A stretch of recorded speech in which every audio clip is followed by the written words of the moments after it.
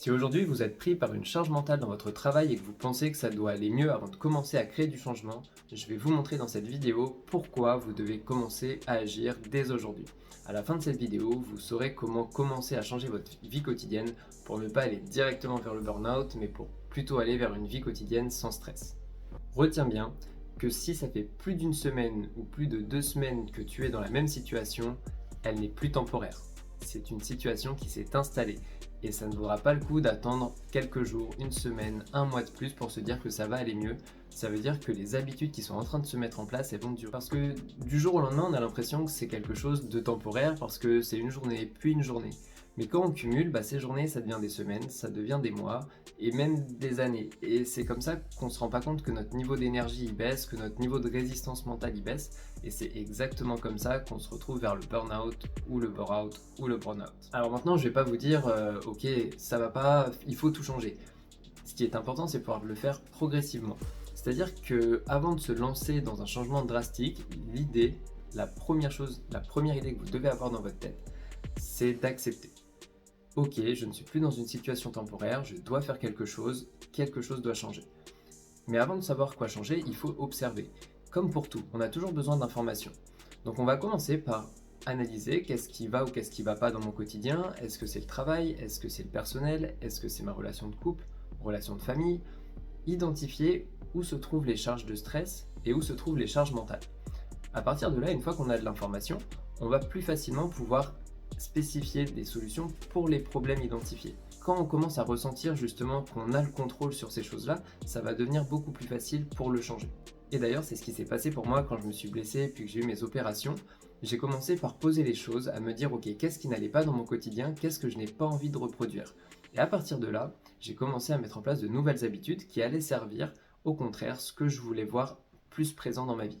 C'est d'ailleurs comme ça par exemple que Philippe, mon client, il s'est rendu compte au travail qu'il y avait énormément de négatifs dans son quotidien, dans son entourage professionnel, et les pauses en fait qui passaient ne lui permettaient pas de déstresser et de se relâcher, mais au contraire rajoutaient une charge mentale. Parce que ses collègues partageaient souvent des moments négatifs, des nouvelles négatives, des informations négatives venues de l'actualité par exemple, et finalement ce moment qui aurait dû être un moment de pause, eh bien ancrait Philippe justement dans ce négatif-là, alors qu'il aurait espéré pouvoir se détacher.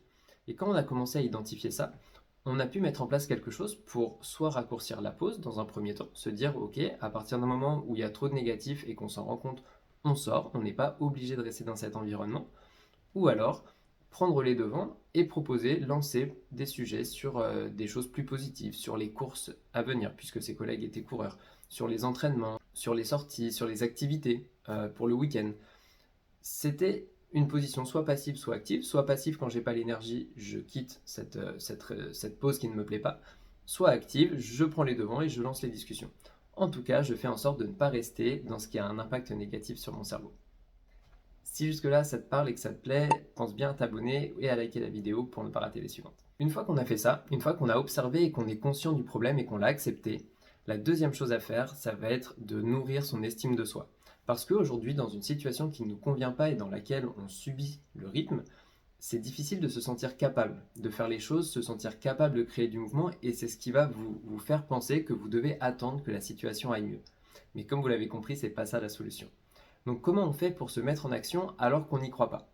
Eh bien on va revenir sur des standards plus petits, on va commencer à nourrir son estime de soi, parce que c'est en se sentant capable et en nourrissant ce sentiment d'accomplissement qu'on va se sentir capable d'aller plus loin et d'accomplir de plus grandes choses. Et donc de se sentir capable à un moment de changer le rythme, de changer le quotidien et de sortir de cette autoroute vers le burn-out pour aller, comme je disais, vers un quotidien sans stress. Et c'est à partir de là, une fois qu'on a des bonnes bases et qu'on a renourri cette estime de soi, qu'on va pouvoir passer à la partie la plus efficace qui va être de mettre en place de nouvelles habitudes. Sauf que pour mettre en place de nouvelles habitudes, encore une fois, il ne faut pas juste y aller tout droit à fond, il faut prendre en considération déjà ce qui se passe et ce qui ne va pas, les mauvaises habitudes. Et on va travailler sur ces mauvaises habitudes pour les remplacer. Parce que imaginez que vous avez un bocal d'eau, que vous le remplissez de terre, ça ce sont les mauvaises habitudes, et que vous mettez de l'eau, ce sont les bonnes habitudes. Si vous continuez à mettre de la terre et de l'eau en même temps, il y aura toujours les deux dans ce bocal-là, et on aura toujours beaucoup plus de terre et l'eau sera très sale. Au contraire, si on commence à enlever les mauvaises habitudes, puis à rajouter les bonnes, vous aurez compris, on aura une eau très limpide. Donc c'est ça l'idée, ça va être de commencer à agir et identifier sur quelles mauvaises habitudes on peut avoir un impact, puisque comme on a renourri notre estime de nous et qu'on se sent capable, on va pouvoir mettre de l'effort dans quelque chose qui demande de l'effort, parce qu'il va y avoir une résistance pour arrêter les habitudes, on le sait très bien. Si on veut se remettre au sport, c'est une bonne habitude à remplir, mais c'est casser la mauvaise habitude de rester à ne rien faire. Quand je veux arrêter l'alcool, quand je veux arrêter la cigarette, ce sont des mauvaises habitudes à arrêter.